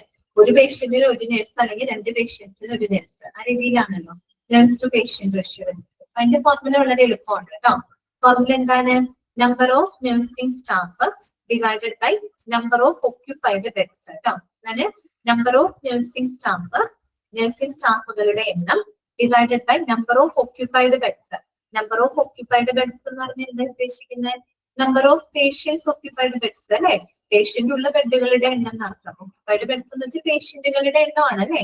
അതായത് അവിടെ ഹോസ്പിറ്റലൈസ് ചെയ്യപ്പെട്ടിട്ടുള്ള പേഷ്യൻസുകളുടെ എണ്ണം അതാണ് അവിടെ ഉദ്ദേശിക്കുന്നത് കേട്ടോ. അപ്പൊ കറക്റ്റ് ആയില്ലേ? Nurse to patient ratio. പെട്ടെന്ന് ഒക്യുപ്പൈഡ് ബെഡ് എന്ന് പറയുമ്പോൾ നിങ്ങൾ ബെഡിന്റെ എണ്ണമാണ് എടുക്കുന്നത്. ബെഡിന്റെ എണ്ണം എന്ന് പറഞ്ഞാൽ എന്താ? ഒക്യുപ്പൈഡ് ബെഡുകളുടെ എണ്ണം എന്ന് പറഞ്ഞാൽ എന്താ? പേഷ്യൻസിന്റെ എണ്ണമാണ് അല്ലെ. ഓക്കെ, അപ്പൊ nurse to patient ratio. Okay, അടുത്തത് കേട്ടോ 22nd waiting time for outpatient consultation ആണ്. Waiting time for the outpatient consultation. Outpatient കൺസൾട്ടേഷന് എടുക്കുന്ന കാത്തിരിപ്പ് സമയം. ഓക്കെ, അതായത് ഔട്ട് പേഷ്യൻസ് വരുമ്പോ അവര് വരുന്നു അല്ലെ, ഹോസ്പിറ്റലിൽ വരുന്നു. ചിലപ്പോൾ പുതുതായിട്ട് വരുന്ന പേഷ്യൻസ് ആണെങ്കിൽ അവരൊന്ന് രജിസ്റ്റർ ചെയ്യണം അല്ലെ. പിന്നെ വൈറ്റൽസ് എടുക്കണം അല്ലെ. വൈറ്റൽസ് പിന്നെ പുതിയ രോഗികൾക്കും പഴയ രോഗികൾക്കൊക്കെ എടുക്കാറുണ്ട്. പുതുതായിട്ട് വരുന്ന ഒരു രോഗിയാണെങ്കിൽ നമ്മൾ ആദ്യം ഹോസ്പിറ്റലിൽ പോകുമ്പോൾ ഫസ്റ്റ് രജിസ്ട്രേഷൻ ഒക്കെ നടത്തണം അല്ലെ. രജിസ്റ്റർ ഒക്കെ ചെയ്തതിന് ശേഷം വേണം നമുക്ക് പിന്നെ UHID നമ്പറും കാര്യങ്ങളൊക്കെ കിട്ടിയിട്ടാണ് നമ്മൾ ഡോക്ടറെ കാണാൻ പോകുന്നത്. കുറച്ച് സമയം അവിടെ എടുക്കൂലേ. ഇനി ഓൾറെഡി കണ്ടുകൊണ്ടിരിക്കുന്ന പേഷ്യന്റ് ആണെങ്കിൽ അവർ വരുമ്പോൾ അവർക്ക് ഒരു തവണ രജിസ്റ്റർ ചെയ്ത് കഴിഞ്ഞാൽ പിന്നെ ആവശ്യമില്ലല്ലോ. പിന്നെന്ന് പറഞ്ഞു കഴിഞ്ഞാൽ അവർക്ക് വൈറ്റൽസ് ഒക്കെ എടുക്കേണ്ടി വരും അല്ലെ. അങ്ങനെയല്ലേ സാധാരണ ചെയ്യാറ്. ഇപ്പൊ ഹോസ്പിറ്റലുകളൊക്കെ അങ്ങനെയല്ല. അത് നമ്മൾ ചെല്ലുമ്പോൾ തന്നെ നമ്മൾ കുറച്ച് വൈറ്റൽസ് ഒക്കെ എടുക്കും അല്ലെ. Blood pressure, oxygen saturation, temperature ഇതൊക്കെ നോക്കി രേഖപ്പെടുത്തും അല്ലെ. അതിനുശേഷമാണ് നമ്മൾ ഡോക്ടറുടെ റൂമിലോട്ട് കൺസൾട്ടേഷന് വേണ്ടിയിട്ട് കയറുന്നത്. ഓക്കെ, അപ്പൊ നോക്കാം waiting time for outpatient consultation. Outpatient consultation എടുക്കുന്ന കാത്തിരിപ്പ് സമയം കേട്ടോ. അപ്പൊ ഇവിടെ ഒന്ന് ശ്രദ്ധിക്കാം. Waiting time is the length of time which one should wait in order for a specific action to happen after that action is called for or mandated. അതൊന്നുമല്ല waiting time എന്ന് പറഞ്ഞാൽ എന്താണ് നമുക്കറിയാം. കാത്തിരിപ്പ് സമയമാണ് അല്ലെ. ഒരു ഡോക്ടറെ കാണാൻ എടുക്കുന്ന സമയം, അതാണ് അവിടെ ഉദ്ദേശിക്കുന്നത്. Waiting time for outpatient consultation is the time. എപ്പോ തൊട്ടുള്ള ടൈം ആണ് നോക്കി. It is the time from which the patient has come to the respected outpatient department. അതായത് ആ ഒരു പേഷ്യന്റ് ആ ഒരു ഔട്ട് പേഷ്യന്റ് ഡിപ്പാർട്ട്മെന്റിലോട്ട് എത്തുന്ന സമയം തൊട്ട് ആ സമയം എന്ന് പറയുമ്പോൾ it may or may not be the same time as registration കേട്ടോ. രജിസ്ട്രേഷന്റെ സമയം അതല്ല ഉദ്ദേശിക്കുന്നത്. It may or may not be the same time as registration. Registration എടുക്കുന്ന ആ ഒരു സമയമല്ല ഉദ്ദേശിക്കുന്നത്. ഔട്ട് പേഷ്യന്റ് ഡിപ്പാർട്ട്മെന്റിലോട്ട് എത്തുന്ന സമയം തൊട്ട് till the time that the respected consultant begins assessment. That means junior doctor resident. അതായത് ആ ഒരു ഡോക്ടർ കൺസൾട്ടന്റ് അഥവാ ഡോക്ടർ അവരുടെ അസസ്മെന്റ് തുടങ്ങുന്നത് വരെയുള്ള സമയം കേട്ടോ. ബിഗിൻ ചെയ്യുന്നത് വരെയുള്ള സമയം. അതായത് ആ ഒരു ഡോക്ടർ കൺസൾട്ടേഷൻ പൂർത്തിയാകുന്നത് വരെയുള്ള സമയമല്ല. ആ ഒരു പേഷ്യന്റ് ഔട്ട് പേഷ്യന്റ് ഡിപ്പാർട്ട്മെന്റിലോട്ട് എത്തുന്ന സമയം തൊട്ട് അവര് ആ ഒരു ഡോക്ടറുടെ റൂമിൽ കയറുന്നു. ഡോക്ടർ കൺസൾട്ടേഷൻ സ്റ്റാർട്ട് ചെയ്യുന്നത് വരെയുള്ള സമയം കേട്ടോ, ബിഗിൻ ചെയ്യുന്നത് വരെയുള്ള ടൈം. അതാണ് ഇത് വെയിറ്റിംഗ് ടൈം എന്നുകൊണ്ട് ഉദ്ദേശിക്കുന്നത് കേട്ടോ. Waiting time for the outpatient consultation. Formula എങ്ങനെയാ വരിക? Sum of the total patient in time for consultation. That means എന്താണ്? Sum of the total waiting time എന്നാണ് ഉദ്ദേശിക്കുന്നത് കേട്ടോ. For the outpatient consultation എടുത്തിട്ടുള്ള ആകെ സമയം divided by total number of outpatient, ആകെ വന്നിട്ടുള്ള ഔട്ട് പേഷ്യൻസുകളുടെ എണ്ണം. ഓക്കെ, അങ്ങനെ എടുക്കുന്നത് കേട്ടോ. ആകെ വന്നിട്ടുള്ള ഔട്ട് പേഷ്യൻസുകളുടെ എണ്ണം എടുക്കാം ഡിനോമിനേറ്ററിൽ. മുകളിൽ ന്യൂമറേറ്ററിൽ sum of the total patient time consultation എടുത്തിട്ടുള്ള ആകെ സമയം. അപ്പൊ ന്യൂമറേറ്ററിൽ സമ്മ് വരുന്നു, ഡിനോമിനേറ്ററിൽ നമ്പർ വരുന്നു. അപ്പൊ നമുക്ക് അതിലൂടെ കണ്ടെത്തുന്നത് ആവറേജ് ടൈം ആണ്. ആവറേജ് വെയിറ്റിംഗ് ടൈം ആണ് നമുക്ക് അതിലൂടെ ലഭിക്കുന്നത് കേട്ടോ. Okay, clear. അടുത്തതാണ് വെയിറ്റിംഗ് ടൈം ഫോർ ഡയഗ്നോസ്റ്റിക്സ് കേട്ടോ. ഡയഗ്നോസ്റ്റിക്സിന് വേണ്ടിയിട്ട് എടുക്കുന്ന കാത്തിരിപ്പ് സമയം ഇതുപോലെ തന്നെയാണ്. ഡയഗ്നോസ്റ്റിക്സ് എന്ന് പറയുമ്പോൾ എന്താണ്? ഇപ്പൊ നമ്മളൊരു ലാബ് ടെസ്റ്റിന് എഴുതി, അല്ലെങ്കിൽ നമുക്കൊരു സ്കാനിങ്ങോ എക്സ്റേയോ അങ്ങനെയുള്ള കാര്യങ്ങൾ എഴുതി. അപ്പൊ അതിന് വേണ്ടിയിട്ട് നമുക്ക് കാത്തിരിക്കേണ്ടതായിട്ട് വരുന്ന സമയം, അതാണ് വെയിറ്റിംഗ് ടൈം ഫോർ ഡയഗ്നോസ്റ്റിക്സ് എന്നതുകൊണ്ട് ഉദ്ദേശിക്കുന്നത്. അപ്പൊ നോക്കി, waiting time for the diagnostic phase, the time from which the patient has come to the diagnostic service. അതായത് ഒരു പേഷ്യന്റ് ആ ഡയഗ്നോസ്റ്റിക് സർവീസ് ഡിപ്പാർട്ട്മെന്റിലോട്ട് എത്തുന്ന സമയം തൊട്ട്, ഡയഗ്നോസ്റ്റിക് സർവീസ് ഡിപ്പാർട്ട്മെന്റ് എന്ന് വെച്ചാൽ ചിലപ്പോൾ ഒരു ലാബ് ആവാം, അല്ലെങ്കിൽ ചിലപ്പോൾ ഒരു റേഡിയോളജി ഡിപ്പാർട്ട്മെന്റ് ആവാം. അവിടേക്ക് ആ പേഷ്യന്റ് എത്തുന്ന സമയം തൊട്ട്, that means requisition form has been presented to the counter. നമ്മൾ ആ ഒരു ലാബ്, ഒരു ബ്ലഡിന്റെ ടെസ്റ്റ് ചെയ്യണം, ബ്ലഡിന്റെ ടെസ്റ്റ് ചെയ്യാനുള്ള ആ ഒരു റിസീപ്റ്റ് നമ്മൾ ആ ഒരു ലാബിലേക്ക് കൊടുക്കുന്ന സമയം തൊട്ട്, അല്ലെങ്കിൽ ഒരു സ്കാനിങ് നമ്മൾക്ക് ഡോക്ടർ എഴുതി തന്നു, ആ സ്കാനിങ് ചെയ്യാനുള്ള റിസീപ്റ്റുമായിട്ട് നമ്മൾ റേഡിയോളജി ഡിപ്പാർട്ട്മെന്റിൽ പോകുന്നു. നമ്മൾ ആ സ്കാൻ ചെയ്യാനുള്ള ആ ഒരു റിസീപ്റ്റ് കൊടുക്കുന്ന സമയം തൊട്ട് എവിടെ വരെയാണ്? Till the time that the test started. ആ ടെസ്റ്റ് സ്റ്റാർട്ട് ചെയ്യുന്നത് വരെയുള്ള സമയം. അത് ഇതുപോലെ തന്നെയാണ് നമ്മളിവിടെ കൺസൾട്ടേഷൻ വെയിറ്റിംഗ് ടൈം പറയുന്നത്. അതുപോലെ തന്നെയാണ് അല്ലെ? പേഷ്യന്റ് ഔട്ട് പേഷ്യന്റ് ഡിപ്പാർട്ട്മെന്റിൽ എത്തുന്ന സമയം തൊട്ട് ആ ഒരു കൺസൾട്ടേഷൻ ആരംഭിക്കുന്നത് വരെയുള്ള സമയം എന്നതുപോലെ തന്നെയാണ് ഒരു പേഷ്യന്റ് ഡയഗ്നോസ്റ്റിക് ഡിപ്പാർട്ട്മെന്റിലോട്ട് എത്തി അവരുടെ ആ ഒരു ടെസ്റ്റിനുള്ള റിസീപ്റ്റ് കൊടുക്കുന്ന സമയം തൊട്ട് ആ ടെസ്റ്റ് സ്റ്റാർട്ട് ചെയ്യുന്നത് വരെയുള്ള സമയം. That is called waiting time for the diagnostics. അപ്പൊ ഫോർമുല എങ്ങനെയാ വരിക? Sum of the total patient reporting to the diagnostics divided by number of patients reported in diagnostics കേട്ടോ. അതായത് sum of the total time എന്ന് വേണം കേട്ടോ. ഇവിടെ എന്ത് വേണം? Sum of the total patient എന്നല്ല, ടോട്ടൽ ടൈം എന്ന് വേണം കേട്ടോ. ടോട്ടൽ ടൈം എന്ന് എഴുതി ചേർക്കാം കേട്ടോ. അതായത് ഡയഗ്നോസ്റ്റിക് ഡിപ്പാർട്ട്മെന്റിലെ പേഷ്യൻസ് എന്താണ് ആ ഒരു റിപ്പോർട്ട് ചെയ്തിട്ടുള്ള ആകെ സമയം divided by number of patients reported in diagnostics വിഭാഗത്തിൽ റിപ്പോർട്ട് ചെയ്യപ്പെട്ടിട്ടുള്ള ആകെ രോഗികളുടെ എണ്ണം. അതാണ് നമ്മളിവിടെ കാൽക്കുലേറ്റ് ചെയ്യുന്നത്. ഓക്കെ, ക്ലിയർ ആയോ? അപ്പോഴും നമുക്ക് ലഭിക്കുന്നത് ആവറേജ് വെയിറ്റിംഗ് ടൈം ആണ് കേട്ടോ. സമ്മും ന്യൂമറേറ്ററിലെ സമ്മും ഡിനോമിനേറ്ററിലെ നമ്പർ ആണ് വന്നിരിക്കുന്നത്. അപ്പൊ നമുക്ക് അതിലൂടെ കിട്ടുന്നത് ആവറേജ് ടൈം ആണ് കേട്ടോ. ഇവിടെ നിങ്ങൾ സം ടോട്ടൽ ടൈം എഴുതണം കേട്ടോ. ടൈം ആണ് വെച്ചത്. അടുത്തതാണ് time taken for the discharge. Time taken for the discharge കേട്ടോ. ഡിസ്ചാർജിനായിട്ട് എടുക്കുന്ന സമയം നോക്കുക. The discharge process is considered to have initiated then the consultant formally approves discharge and ends with the patient leaving the clinical unit. അപ്പൊ നമ്മള് time taken for discharge എന്ന് പറയുന്നത് എപ്പോ തൊട്ട് എപ്പോ വരെയുള്ള സമയമാണ് എടുക്കുന്നത് എന്നുള്ളത് നിങ്ങൾ പ്രത്യേകം ശ്രദ്ധിക്കണം കേട്ടോ. ഡിസ്ചാർജിന് എടുക്കുന്ന സമയം എന്ന് പറയുന്നത് നമ്മൾ അഡ്മിഷൻ എടുത്ത് ഡിസ്ചാർജ് ചെയ്യുന്നത് വരെയുള്ള ടൈം അല്ല, അങ്ങനെയല്ല നമ്മൾ എടുക്കുന്നത്. അതിലെന്താണ്? ഒരു കൺസൾട്ടന്റ് ഒരു രോഗിക്ക് ഡിസ്ചാർജ് അപ്രൂവ് ചെയ്യുന്ന സമയം തൊട്ട് ആ ഒരു പേഷ്യന്റ് ആ ഒരു ഹോസ്പിറ്റലിൽ വിടുന്നത് വരെയുള്ള സമയമാണ്. അല്ലാണ്ട് എന്തെല്ലാം അഡ്മിഷൻ എടുത്ത് ഡിസ്ചാർജ് ചെയ്യുന്നത് വരെയുള്ള സമയമല്ല അവിടെ എടുക്കുന്നത്. അഡ്മിഷൻ എടുത്തു, കുറെ ട്രീറ്റ്മെന്റുകളും കാര്യങ്ങളൊക്കെ കൊടുക്കുന്നുണ്ടാവും. ഏകദേശം ബെറ്റർ ആയി കഴിഞ്ഞാൽ ഡോക്ടർ എന്ത് കൊടുക്കും? ഒരു ഫോർമൽ അപ്രൂവൽ കൊടുക്കും അല്ലെ? അതായത് ഡിസ്ചാർജിനുള്ള ഒരു ഫോർമൽ ആയിട്ടുള്ള ഒരു അപ്രൂവല് കൊടുക്കുന്ന സമയം തൊട്ട് ആ ഒരു പേഷ്യന്റ് ഹോസ്പിറ്റലിൽ വിടുന്നത് വരെയുള്ള സമയമാണ് ടൈം ടേക്കൺ ഫോർ ഡിസ്ചാർജ് എന്നതുകൊണ്ട് ഉദ്ദേശിക്കുന്നത്. അപ്പൊ ഫോർമുല എങ്ങനെയാ വരിക? Sum of the time taken for discharge, ഡിസ്ചാർജിന് എടുത്തിട്ടുള്ള ആകെ സമയം divided by number of patients ഡിസ്ചാർജിന്, ആകെ ഡിസ്ചാർജ് ചെയ്യപ്പെട്ട രോഗികളുടെ എണ്ണം. ഓക്കെ, അത്രയും കേട്ടോ. അപ്പൊ നോക്കി, അവിടെയാണ് ന്യൂമറേറ്ററിൽ സമ്മും ഡിനോമിനേറ്ററിൽ നമ്പറും. നമുക്ക് എന്ത് കിട്ടും? Average time taken for the discharge ആണ് ഇവിടെ കിട്ടുന്നത്. ഓക്കെ, ക്ലിയർ ആയോ? ഓക്കെ ആണോ? ബോറടിക്കുന്നുണ്ടാവും അല്ലെ? കുറേ നേരമായില്ലേ നമ്മൾ ഈ ഫോർമുല തന്നെ നമ്മൾ പറഞ്ഞുകൊണ്ടിരിക്കുന്നത്, നല്ല ബോറടിക്കുന്നുണ്ടായിരിക്കും. നമുക്ക് എന്തായാലും പഠിച്ചല്ലേ പറ്റും.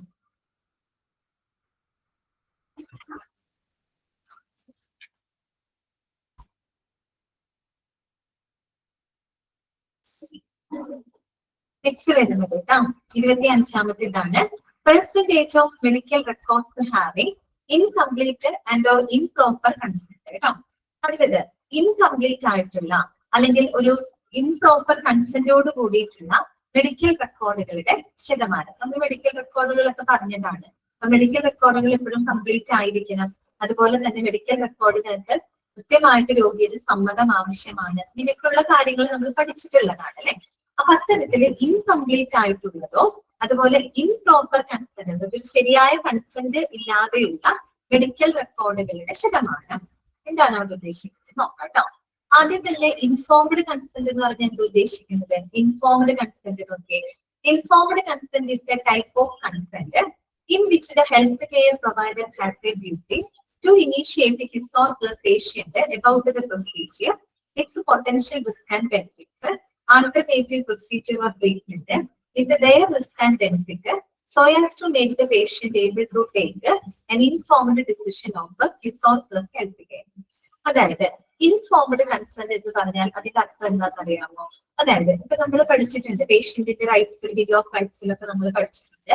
ഒരു രോഗിയിൽ നമ്മൾ എന്തൊരു ട്രീറ്റ്മെന്റ് അല്ലെങ്കിൽ ഒരു പ്രൊസീജിയർ സ്റ്റാർട്ട് ചെയ്യുന്നതിന് മുമ്പായിട്ട് നമുക്ക് അവരുടെ സമ്മതം ആവശ്യമാണ് അല്ലെ. അവരുടെ സമ്മതം ഇല്ലാതെ ഒരു തരത്തിലുള്ള ചികിത്സകളോ പ്രൊസീജിയറുകളോ ഒന്നും തന്നെ അവരിൽ ചെയ്യാനായിട്ട് പാടുള്ളതല്ല അല്ലെ. ഒരു ട്രീറ്റ്മെന്റ് തുടങ്ങുന്നതിനേക്കാളും മുമ്പ് തന്നെ എന്തൊക്കെ ട്രീറ്റ്മെന്റുകളാണ് അവർക്ക് പ്രൊവൈഡ് ചെയ്യാൻ ഉദ്ദേശിക്കുന്നത്, അവരുടെ ഡയഗ്നോസിസ് എന്താണ്, അവർക്ക് എന്ത് രോഗമാണ്, അതുപോലെ തന്നെ അവർക്ക് കൊടുക്കാൻ ഉദ്ദേശിക്കുന്ന പ്രൊസീജിയറുകളും ചികിത്സകൾ എന്തൊക്കെയാണ്, അതിന്റെ ബെനിഫിറ്റുകൾ എന്തൊക്കെയാണ്, ഈവൻ അതിന്റെ എന്താ പറയുക പൊട്ടൻഷ്യൽ റിസ്കുകൾ വരെ രോഗിയുമായിട്ട് നമ്മൾ ഡിസ്കസ് ചെയ്യണം. എല്ലാത്തിനും അതിൻ്റെതായ ചില സൈഡ് ഇഫക്റ്റുകൾ ഉണ്ടാവും, ബെനിഫിറ്റുകൾ ഉണ്ടായിരിക്കും.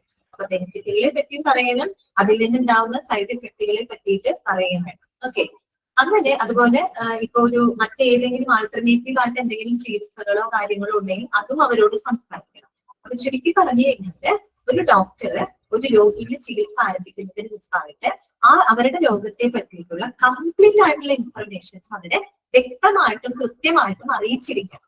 ഓക്കെ, അങ്ങനെ അവരെല്ലാ വിവരങ്ങളും അറിയിച്ചുകൊണ്ട് അവരത് മനസ്സിലാക്കിയിട്ട് രോഗികൾ കൊടുക്കുന്ന സമ്മതം, അതാണ് എന്ത് ഇൻഫോംഡ് കൺസെന്റ് എന്ന് പറയുന്നത്. വെറുതെ കൊടുക്കുന്ന സമ്മതമല്ല, എന്തെങ്കിലും കാര്യങ്ങൾ എന്തൊക്കെയോ പറഞ്ഞ് അവരെ ധരിപ്പിച്ച് അവരിൽ നിന്നൊരു സമ്മതം വാങ്ങിയെടുക്കലല്ല ഉദ്ദേശിക്കുന്നത്.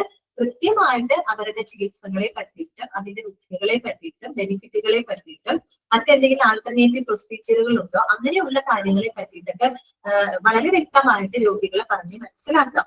അവരത് കേട്ട് അവരാണ് ഡിസൈഡ് ചെയ്യുന്നത്. അതെല്ലാം അവർക്ക് മനസ്സിലാക്കി അവർ ബോധ്യപ്പെട്ട് അതിന്റെ എല്ലാ വശങ്ങളും മനസ്സിലാക്കിക്കൊണ്ട് ഒരു രോഗി കൊടുക്കുന്ന സമ്മതം, അതിനെയാണ് നമ്മൾ ഇൻഫോംഡ് കൺസെന്റ്. അതാണ് ഇൻഫോംഡ് എന്ന് പറയുന്നത്. നമ്മളെല്ലാം ഇൻഫോം ചെയ്തിട്ട് അവരിൽ നിന്ന് ലഭിക്കുന്ന കൺസെന്റ് ആണ്. അല്ലാണ്ട് നമുക്ക് പലതരത്തിലുള്ള സമ്മതങ്ങൾ വാങ്ങാം. ഇപ്പൊ എന്തെങ്കിലും അവർ തെറ്റിദ്ധരിപ്പിച്ചോ മറ്റെന്തെങ്കിലും പറഞ്ഞ് ധരിപ്പിച്ചോ അവരിൽ നിന്ന് വേണമെങ്കിൽ സമ്മതം വാങ്ങാം. അങ്ങനെ വാങ്ങുന്ന ഒരു സമ്മതമല്ല, ശരിയായ രീതിയിൽ കാര്യങ്ങൾ അവരെ ബോധ്യപ്പെടുത്തിക്കൊണ്ട് വാങ്ങുന്ന സമ്മതം കേട്ടോ.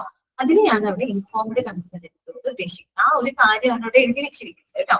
അത്തരത്തില് ഇൻഫോംഡ് കൺസെന്റോ അല്ലെങ്കിൽ ഇൻകംപ്ലീറ്റോ ആയിട്ടുള്ള ഇംപ്രോപ്പർ കൺസെന്റ്, ശരിയല്ലാത്തൊരു സമ്മതത്തോടുകൂടി, ഒരു ഇംപ്രോപ്പർ ആയിട്ടുള്ള രീതിയിലുള്ള കൺസെന്റോട് കൂടിയിട്ടുള്ളതോ അല്ലെങ്കിൽ ഇൻകംപ്ലീറ്റ് ആയിട്ടുള്ളതോ ആയിട്ടുള്ള മെഡിക്കൽ റെക്കോർഡുകളുടെ ശതമാനമാണ് അവിടെ കാൽക്കുലേറ്റ് ചെയ്യുന്നത്.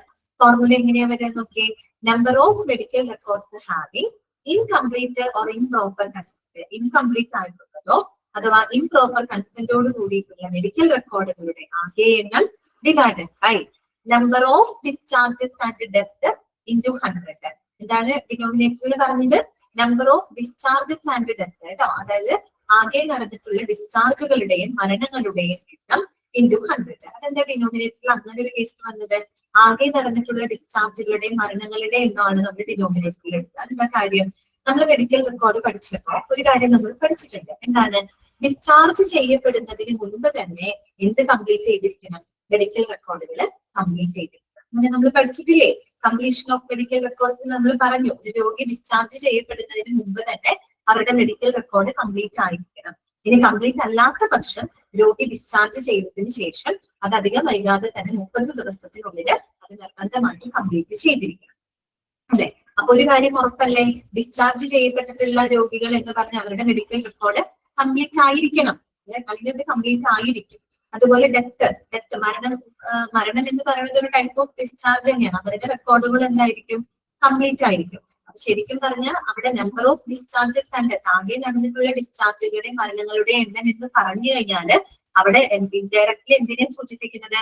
നമ്പർ ഓഫ് കംപ്ലീറ്റഡ് റെക്കോർഡാണ്, അല്ലെ? കംപ്ലീറ്റ് ചെയ്യപ്പെട്ടിട്ടുള്ള റെക്കോർഡുകളുടെ എണ്ണത്തില് എത്ര എണ്ണം ഇൻകംപ്ലീറ്റ് ആയിട്ടുണ്ട്, അല്ലെങ്കിൽ എത്ര എണ്ണം ഇംപ്രോപ്പർ കൺസെന്റോട് കൂടിയിട്ടുള്ള മെഡിക്കൽ റെക്കോർഡുകൾ ഉണ്ട്, അങ്ങനെയാണ് നമ്മൾ എടുക്കുന്നത് കേട്ടോ. 100. അപ്പൊ ചിലപ്പോൾ നിങ്ങൾ ആലോചിക്കുന്നത് എന്താ, ഡിസ്ചാർജിന്റെ എത്ര ഡിനോമിനേറ്ററിൽ വന്നേന്ന് തോന്നും. അപ്പൊ നിങ്ങൾ ചിന്തിക്കേണ്ട കാര്യം ഇതാണ്, ഡിസ്ചാർജ് കേസുകളുടെ ഡെത്ത് കേസുകളുടെ റെക്കോർഡുകൾ കംപ്ലീറ്റ് ആയിരിക്കും, അത് അണ്ടർസ്റ്റുഡ് ആണ്. അപ്പൊ കംപ്ലീറ്റ് ആയിട്ടുള്ള എത്ര റെക്കോർഡുകൾ അവിടെ ഉണ്ട്, അതിനകത്ത് എത്ര എണ്ണം ഈ പറഞ്ഞ പോലെ ഇംപ്രോപ്പർ കൺസെന്റോട് കൂടിയിട്ട് അല്ലെങ്കിൽ അപൂർണമായിട്ടുള്ള മെഡിക്കൽ റെക്കോർഡുകൾ എത്ര ഉണ്ട്, അങ്ങനെയാണ് നമ്മൾ എടുക്കുന്നത് കേട്ടോ. ഇൻറ്റു 100 കേട്ടോ. ഓക്കെ, പെർസെന്റേജ് ആണല്ലോ, സോ ഇൻറ്റു 100 കേട്ടോ. ഓക്കെ, അടുത്തത് 26ാമത്തെ stock out rate of emergency medication. അതാണ് stock out rate of emergency medication കേട്ടോ. എമർജൻസി മെഡിക്കേഷൻസിന്റെ stock out rate, stock out ആവാന്ന് വെച്ചാൽ എന്താ? തീർന്നു പോകുന്ന അവസ്ഥ, അല്ലെ? സ്റ്റോക്ക് ഔട്ട് ആവാന്ന് വെച്ചാൽ എന്താ? തീർന്നു പോകുന്ന അവസ്ഥ, അല്ലെ? പ്രത്യേകിച്ച് എമർജൻസി മരുന്നുകളുടെ സ്റ്റോക്ക് ഔട്ട് റേറ്റ് നമ്മൾ പറയില്ലേ, ഗവൺമെന്റ് ഹോസ്പിറ്റലിനകത്ത് ചിലപ്പോ എമർജൻസി മരുന്നുകളൊന്നും കിട്ടില്ല, അല്ലെ എന്നൊക്കെ പറയുന്നത് കേട്ടില്ലേ, വാർത്തയിലൊക്കെ കേട്ടിട്ടുണ്ട്, അല്ലെ? അപ്പൊ അത്തരത്തില് എമർജൻസി മെഡിസിൻസുകളുടെ സ്റ്റോക്ക് ഔട്ട് റേറ്റ് ആണ് ഇനി നമ്മൾ കാൽക്കുലേറ്റ് ചെയ്യാൻ പോകുന്നത്. എന്താണ് സ്റ്റോക്ക് ഔട്ട് എന്നുള്ളത് നമുക്കറിയാം, തീർന്നു പോകുന്ന അവസ്ഥയാണ് കേട്ടോ. A stock out is an event which happens when an item listed as an emergency medication by the organization is not available upon the requested requirement date in the organization. അതായത് കുറച്ച് ആധികാരികമായിട്ടാണ് അവിടെ പറഞ്ഞിരിക്കുന്നത്. സ്റ്റോക്ക് ഔട്ട് എന്ന് പറഞ്ഞാൽ എന്താണ്? നമ്മുടെ ഹോസ്പിറ്റലിൽ ഒരു എമർജൻസി മെഡിക്കേഷൻ ആയിട്ട്, ഒരു അടിയന്തര മരുന്നായിട്ട് ലിസ്റ്റ് ചെയ്തിട്ടുള്ള ഒരു മരുന്ന് നമുക്ക് ആവശ്യ സമയത്ത് ലഭ്യമല്ലാതിരിക്കുന്ന ഒരു സാഹചര്യം, നമുക്ക് ലഭിക്കാതിരിക്കുന്ന ഒരു അവസ്ഥ, അതിനെയാണ് സ്റ്റോക്ക് ഔട്ട് എന്നതുകൊണ്ട് ഉദ്ദേശിക്കുന്നത്. സോ അതിന്റെ ഫോർമുല എങ്ങനെയായിരിക്കും വരിക? എങ്ങനെയായിരിക്കും ഫോർമുല വരിക? Number of stock outs of emergency drugs, stock out ആയിട്ടുള്ള എമർജൻസി മരുന്നുകളുടെ ആകെ എണ്ണം divided by number of drugs listed as emergency drugs in hospital formulary into 100. ഇവിടെ ഇൻറ്റു ഉണ്ട് കേട്ടോ, നിങ്ങളുടെ ടെക്സ്റ്റിനകത്ത് ഇല്ലാന്നുണ്ടെങ്കിൽ അത് എഴുതി ചേർക്കണോട്ടോ. ഇവിടെ ഇൻറ്റു ഉണ്ട്, ഇൻറ്റു കേട്ടോ. ഓക്കെ, അപ്പൊ ഡിനോമിനേറ്ററിൽ എന്താണ് പറയുന്നത്? ഹോസ്പിറ്റൽ ഫോർമുലറിയിൽ ഇല്ല, അല്ലെ? ഇൻറ്റു ഇല്ലെങ്കിൽ എഴുതണം കേട്ടോ. ഇവിടെ ഇൻറ്റു ഇട്ട് വെക്കണം, മൾട്ടിപ്ലിക്കേഷന്റെ സിമ്പൽ ഇട്ട് വെക്കാം കേട്ടോ. Okay, the number of drugs listed as emergency drugs in hospital formulary, അതായത് ഹോസ്പിറ്റൽ ഫോർമുലറിയില് എമർജൻസി ഡ്രഗ്സുകളായിട്ട് ലിസ്റ്റ് ഔട്ട് ചെയ്തിട്ടുള്ള ആകെ മരുന്നുകളുടെ എണ്ണം, അതിനകത്ത് എത്ര എമർജൻസി മരുന്നുകൾ സ്റ്റോക്ക് ഔട്ട് ആയി പോയിട്ടുണ്ട്, ഇൻറ്റു 100. അങ്ങനെയാണ് എടുക്കുന്നത് കേട്ടോ. ക്ലിയർ ആയോ?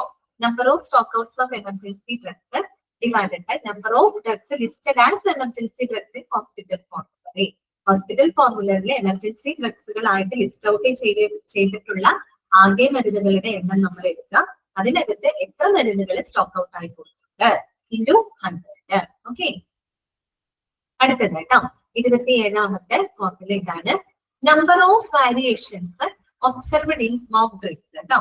Number of variations observed in mock drills, അതിന്റെ ഫോർമുല നിങ്ങളുടെ ടെക്സ്റ്റിലുണ്ടോ?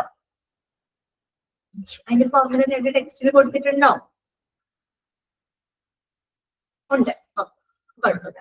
അപ്പൊ എന്താണ് ഇവിടെ പറയുന്നത്? Number of variations observed in mock drills, mock ഡ്രില്ലുകളില് ഒബ്സർവ് ചെയ്യപ്പെട്ടിട്ടുള്ള വാരിയേഷൻസുകളുടെ എണ്ണം അഥവാ വ്യതിയാനങ്ങളുടെ എണ്ണം. എന്താണ് അവിടെ ഉദ്ദേശിക്കുന്നത്? മോക്ക് ഡ്രില്ലുകൾ. മോക്ക് ഡ്രിൽ എന്താണെന്നൊക്കെ അറിയാലോ. എന്താണ് മോക്ക് ഡ്രിൽ എന്ന് പറഞ്ഞ ഒരു പ്രിപ്പയർനെസ് ടെസ്റ്റ് ആണ്, അല്ലെ?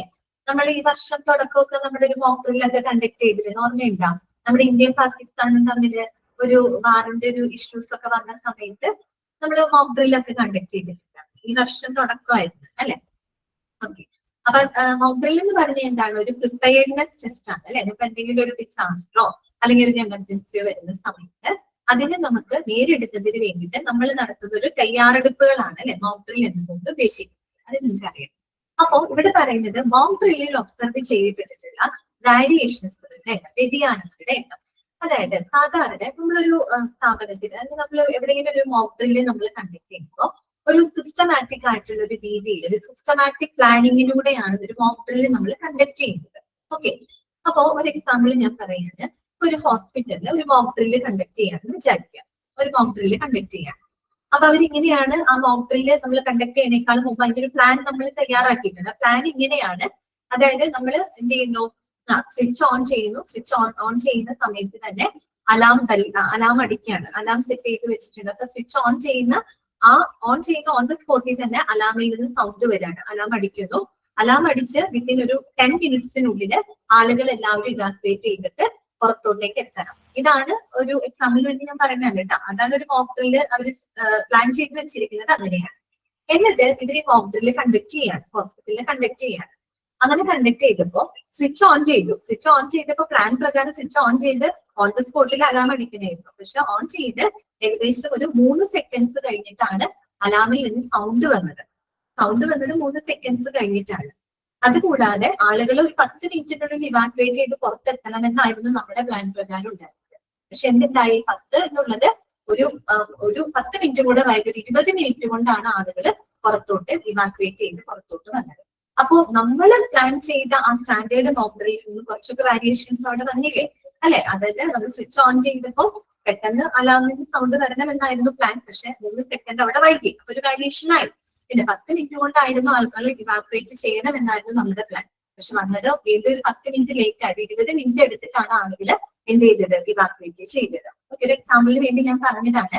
അപ്പൊ അത്തരത്തില് ഒരു മോക്ക് ഡ്രില്ലിൽ ഒബ്സർവ് ചെയ്യപ്പെട്ടിട്ടുള്ള വ്യതിയാനങ്ങളുടെ എണ്ണം പരമാവധി നമ്മൾ പ്ലാൻ ചെയ്ത പ്രകാരം നടക്കുക എന്നുള്ളതാണ് അതിന്റെ ക്വാളിറ്റി അല്ലെ. അതിന് വേരിയേഷൻസ് വരിക എന്ന് പറഞ്ഞാൽ വേരിയേഷൻസ് വരാം, പക്ഷെ ഒരു വലിയ രീതിയിലൊക്കെ വേരിയേഷൻസ് വന്നു കഴിഞ്ഞാൽ അത് അത്ര നല്ലൊരു ക്വാളിറ്റി അല്ല ഉദ്ദേശിക്കുന്നത്. ഓക്കെ, അതാണ് അവിടെ പറയുന്നത്. അപ്പൊ വായിക്കാം. Mock drill is A simulation exercise of preparedness for any type of event. It could be an event or a disaster. This is basically a dry run of preparedness drill. അത് അറിയാലോ, mock drill എന്താണെന്നാണ് പറയുന്നത്. ഒരു preparedness test ആണ്. അത് ചിലപ്പോൾ നമ്മൾ എന്തെങ്കിലും ഡിസാസ്റ്റർ വരുന്ന സമയത്തോ എന്തെങ്കിലും എമർജൻസിനെയൊക്കെ നമുക്ക് ഫേസ് ചെയ്യുന്നതിന് വേണ്ടിയിട്ട് നമ്മൾ നടത്തുന്ന ഒരു പ്രിപ്പയർഡ്നെസ് ടെസ്റ്റ് ആണ് കേട്ടോ. ഫോർ എക്സാമ്പിൾ നോക്കിയേ, fire mock drill, disaster drill, code blue drill, global pandemic preparedness drill, ഇതൊക്കെ നമ്മൾ കുറെയൊക്കെ നമ്മുടെ ഇന്ത്യയിൽ നടപ്പിലാക്കിയിട്ടുണ്ട് അല്ലെ. കോവിഡിന്റെ സമയത്തൊക്കെ നമ്മൾ പാൻഡമിക് പ്രിപ്പയർഡ്നെസ് ഡ്രില്ല് നടത്തിയിട്ടുണ്ട് അല്ലെ. അതുപോലെ തന്നെ ഈ പറയുന്ന ഫയർ മോക്ക് ഡ്രില്ല് നടത്തുന്നുണ്ട്, ഡിസാസ്റ്റർ ഡ്രില്ലുകൾ നടത്താറുണ്ട് അല്ലെ. ഒക്കെ അതിന്റെ ഭാഗമായിട്ട് വരുന്നതാണ് കേട്ടോ. അപ്പൊ അതിന്റെ ഫോർമുല ഇങ്ങനെയാണ്. ഫോർമുല പ്ലാൻ ചെയ്യാം, അടുത്ത ക്ലാസ്സിൽ പറയാം. അടുത്ത ക്ലാസ്സിൽ പറയാം. നമുക്ക് നെക്സ്റ്റ് ക്ലാസ്സിൽ നമുക്ക് ഈ ചാപ്റ്റർ ഫിനിഷ് ചെയ്യാൻ പറ്റുമെന്ന് വിചാരിക്കുന്നു കേട്ടോ. ഈ ചാപ്റ്റർ ഫിനിഷ് ചെയ്തിട്ട് നമുക്ക് അടുത്ത ചാപ്റ്റർ തുടങ്ങാം. റെസ്പോൺസിബിലിറ്റീസ് ഓഫ് ഹോസ്പിറ്റൽ അഡ്മിനിസ്ട്രേഷൻ എന്ന് പറയുന്ന ഒരു ചാപ്റ്റർ ഉണ്ടല്ലോ, അത് നമുക്ക് സ്റ്റാർട്ട് ചെയ്യാം കേട്ടോ അടുത്ത ദിവസം. ഓക്കെ, അപ്പൊ ഞാൻ അൺമ്യൂട്ട് ചെയ്യാണ്. ഇന്നത്തെ ക്ലാസ്സിൽ നിങ്ങൾക്ക് എന്തെങ്കിലും സംശയങ്ങൾ ഉണ്ടെങ്കിൽ ചോദിക്കാം കേട്ടോ.